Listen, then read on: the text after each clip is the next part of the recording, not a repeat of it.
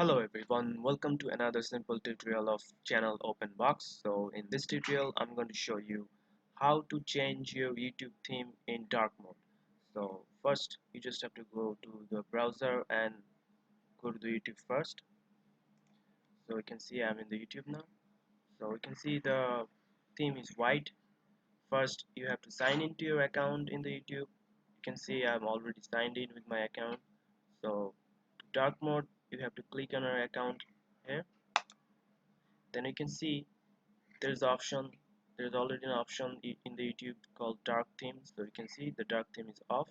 Just click the arrow button here and you can see dark theme turns the light surface of the page dark. So your dark theme setting will apply to this browser only. So if you toggle this to the right, and now you can see the YouTube is in dark theme mode. So that's how you turn on the dark theme mode in YouTube. So this is very easy. Also if you want to on the dark theme mode in your mobile or Android device, the setting is exactly the same. Into your account you just have to click on our account and you can see there's the option called dark theme on and off. So that's it. This is how you change your theme in YouTube.